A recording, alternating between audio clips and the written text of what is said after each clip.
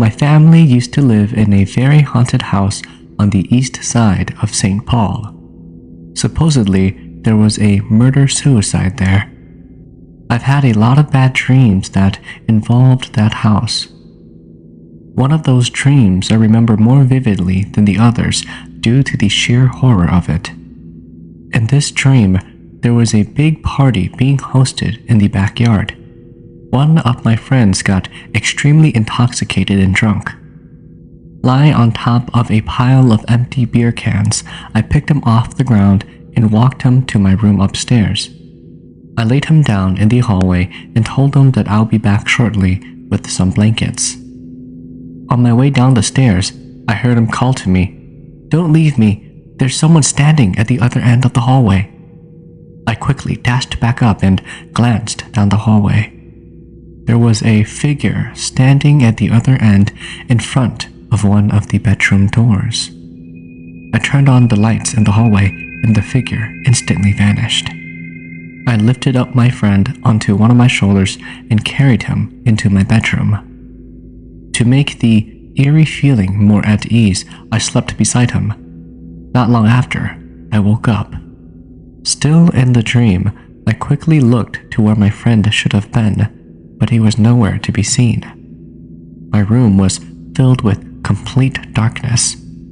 I used the flashlight on the phone to guide my sight as I scanned the room. I felt a slight tugging at the end of my blanket. I looked to where my feet were, and a very pale woman was peeping her head just over the top of my bed, glaring back at me. At this moment, I did not feel fear, but instead anger. I jumped out of bed and charged at her. She began to levitate off the ground and floated backwards, giving me a blank stare as I chased her out of the bedroom, through the hallway, and into the bathroom. I felt the urge to stop when she entered the bathroom. It felt as if it was a trap. The dim light from my flashlight would not penetrate the darkness beyond the doorway. I turned around facing the staircase and jumped down the stairs. I tumbled towards the bottom and landed on my back with my head facing the staircase. I looked up and there was a shadowy figure descending down towards me. At that moment, I felt paralyzed and could not move.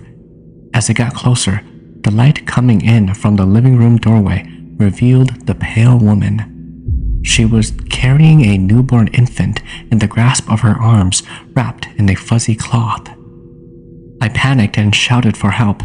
Despite my efforts, my lungs were only able to let out a quiet, muffled scream. Her blank stare and blackened eyes sent terror through my entire body, but as soon as it began, I woke up from the nightmare. I was freezing, lying in the same position that I was in the dream. This story was a while back during 2010 or 11. It took place in St. Paul, over by Edgerton School, close by Joe's Sporting Good, over on Rice Street. My cousin was about 17 or 18 at the time and had a girlfriend who lived across from his house. Almost every day he would spend time with her at her house until late at night, and he would walk back home. One night, he was still at his girlfriend's hanging out until he really had to take a dump. He was shy and didn't want to use the restroom, and since he lived right across the street only, he quickly ran across the street straight into his house and used the bathroom. Everything was fine until the next morning when he was straightening his t-shirts. He set the t-shirts that were already finished onto his bed neatly. He bent down to grab more shirts, and when he got back up, his t-shirts were thrown at the corner of the wall and all wrinkled up. Of course, he asked his two younger brothers if they had messed with his clothes. The two of them said no. They were upstairs playing League the whole time, and he would have heard them running back upstairs. He brushed it off and moved on. Later on that day, his mom told him to go and start the car, and so he did. He was in the car just about to start the car when all of a sudden, it locked by itself. He got freaked out and unlocked the car and got out as fast as he could. He told his mom about the strange things that had been happening to him. As usual, his parents told him that it was nothing and that he shouldn't be worried about it. During that night, he slept alone in the basement, talking on the phone with his girlfriend. Out of nowhere, stuff were thrown across the room. It was at this moment that my cousin knew that things were getting real. Shocked and scared, he couldn't do anything but get under the blankets until the sun hit the windows. When the sun rose up, he sprinted upstairs to sleep with his younger brothers. Once everyone woke up, he told his parents and they did a shaman ritual that day. I remember seeing my cousin tied up with many strings to an uncooked whole pig while the shaman guy did his part. The shaman cracked an egg open and poured it into a bowl. This is what the shaman said. "Son, the reason behind all of this is because that night when you were at your girlfriend's house, it was late, and when you went home, you bumped into a little girl who followed you home." After the shaman rituals, my cousin began to feel better and the little girl stopped bothering him for good. Interested in sharing your stories? Submit them to HmongChronicles@gmail.com or in the description below. Here is the next story. Thank you. This house is on Wyoming Street in West Side, St. Paul, Minnesota, not far away from a cemetery. It's old and seems to have some spooky history based on my family's experiences. One night, my mom was babysitting me when strange calls came in, just heavy breathing on the other end. Even though the caller ID said unavailable, the breathing got louder until there was a loud noise and it finally showed up as Regent's Hospital. Another time, while babysitting me and my cousins, my mom felt like someone was coming up the basement stairs, and then the doorknob started to rattle. My dad had just finished his shower when he had heard someone calling his name from outside. He didn't respond because, as he says, answering it might invite spirits. He got mad and yelled at whoever it was, and then nothing strange happened to my parents after that. My grandpa used to like to pound and knock on the walls in the basement until he got slapped by some unseen woman who told him to stop making noises because they were trying to sleep. Ever since then, he never banged on things ever again. He said that he also saw a little girl running around, but when he would go check, no one would be there. On another occasion, my aunt had a scary experience. It was late one night and she was washing the dishes. She suddenly felt cold despite the warm water and heard a scream, but couldn't find or see anybody. One day, my cousins and I were playing hide and seek in the basement. One of them touched something and then got scared. We all ran upstairs, leaving one behind. No one really knew what was down there with us. One of my other aunts, who was going through a divorce, stayed over and said that she heard voices and footsteps. She got really scared and went to sleep in a different room. My grandma also saw a little girl in the basement who claimed to be her daughter and would not let go of her wrist until she said that she wasn't her mom. Once my grandma said that, the little girl just vanished in front of her eyes. There are more strange things that happened in that house. Things like hearing war-like noises and seeing soldiers. My mom likes to believe that there could have been a war before the house was built there. I was in 4th grade at the time, and we were at my cousin's house. They lived by Arlington Park in St. Paul. We were playing in their front yard, and across from them was this house. Some Mexican people lived there. I saw this lady sitting by the garage in their backyard. I didn't think much of it. We stayed out there for hours and the girl just sat there. I had glasses at the time, but I didn't like to wear them, so I couldn't really see her as clearly. I just knew that she was wearing a white dress and had long black hair. After playing enough and for a long time, we all went back inside. A couple of hours later, we went outside and the girl was still there, sitting at the garage. The strange thing was that as it got darker, the lady got smaller and smaller. This freaked me out and we asked our uncle to look, and he just said that it was a ghost and laughed and then took me home. After that, I never saw it again. It was freaky, and I remember that when we tried to go closer to get a better look, she was still very blurry. I don't know if it was just a ghost or some random girl sitting in her backyard. I used to live in an old apartment in St. Paul, Minnesota. When I say old, I mean old. The building was built in the 1890s and was once used as a retirement home. Here's an experience I had in 2010, right before I ran my butt out of that apartment unit. I was in my second year in college, and I was looking for a cheap and convenient place to stay until the end of the school year. I spent about 2 months looking at apartments, but the prices were too demanding for my income at the time. I needed something affordable, so I crossed out 1-bedroom apartments off my list and started looking at studios.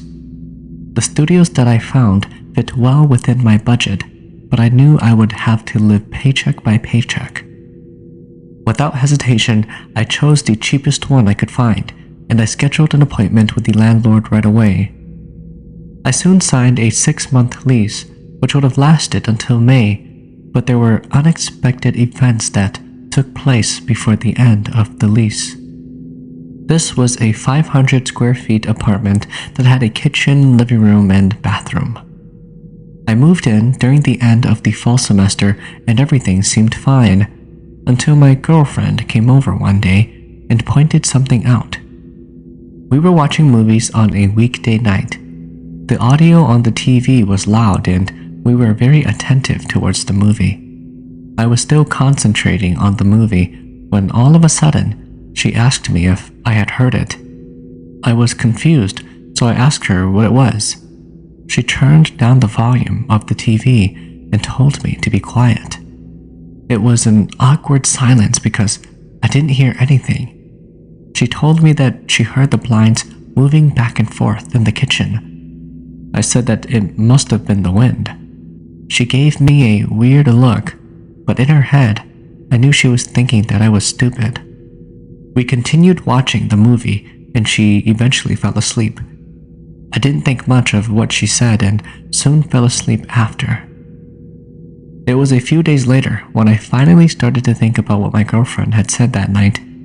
I was watching TV and started to doze off. It felt like a dream, but I knew I wasn't sleeping. I saw a shadow walking in the kitchen area. It was dark, so I wasn't able to make the face, but I remember slightly seeing a long-haired figure with a bent back. I stood up, and with a bad gut feeling, I walked over to the kitchen and flicked the light switch on. As I thought, I saw nothing. I turned off the lights and walked back to where I was sitting. With my back turned towards the kitchen, I heard shuffling, and then the blinds started moving around. Right at this moment, I thought about what my girlfriend heard the other night. Oh crap, I thought. Every time I thought about what was behind me, I could feel the hair on my back rise up, as if my shirt was made of static. It was an unpleasant feeling, and I wanted to get out of there as fast as I could. With all the nerves and courage I was able to gather up, I quickly turned around to look at the kitchen window. I didn't see anything, except for the movement of the blinds. They seemed like they were forcibly moved around. I didn't bother to stick around and find out what was causing the blinds to wave back and forth. I grabbed my wallet, phone, coat, and keys and stormed out of there. I was so out of it that I didn't even lock my door. I drove over to my parents' house and explained to them what had just happened. My mom looked at me and knew that I wasn't kidding. She called my uncle to come over to see what was up. My uncle was an experienced shaman. Right when my uncle came in, he calmly asked me what had happened.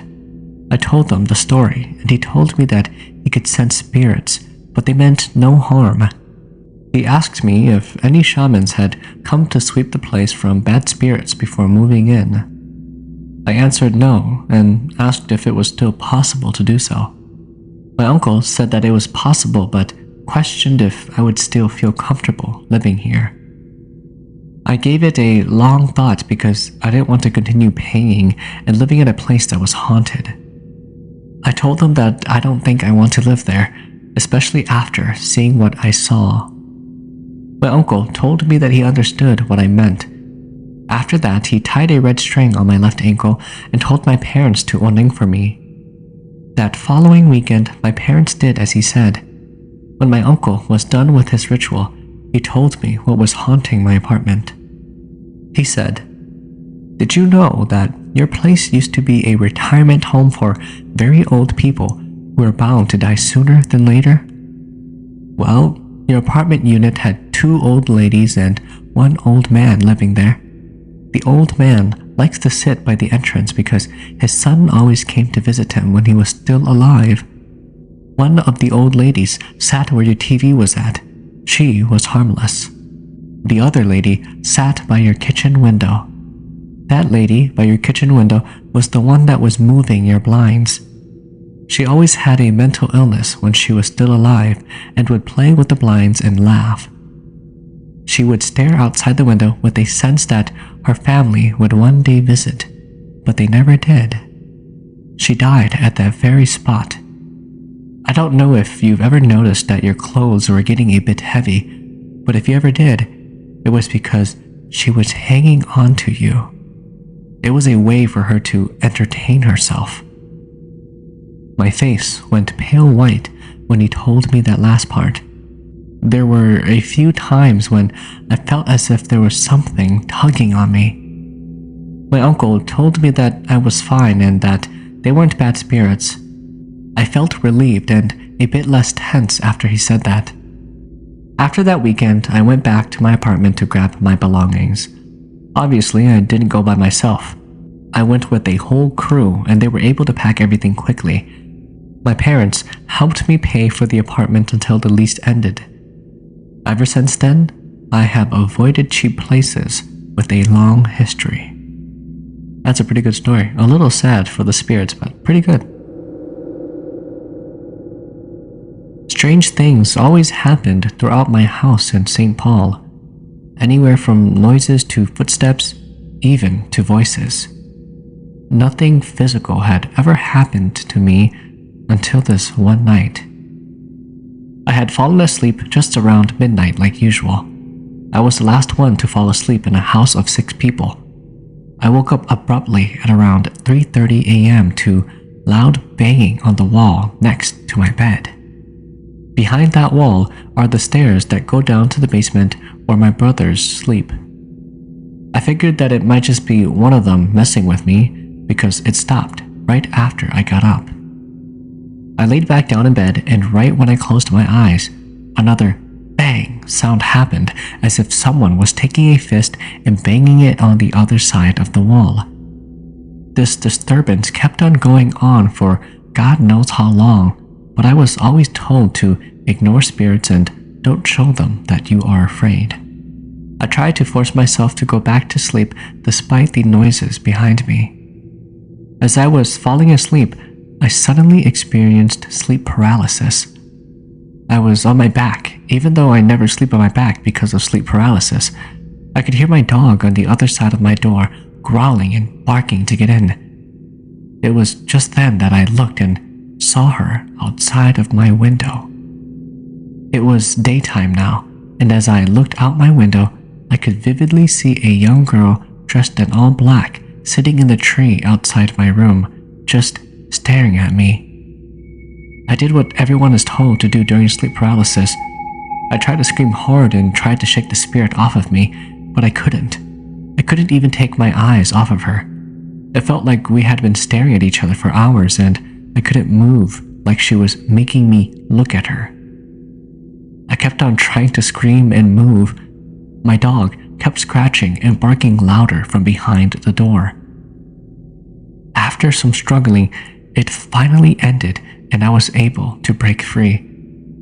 I instantly turned to my side on my bed so I was no longer on my back.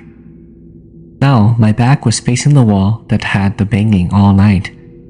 Suddenly, something grabbed my shoulder and jerked it backwards as if it was trying to get me back on my back so that the ghost could sit on me again. My dog was going crazy by now and woke all my brothers up.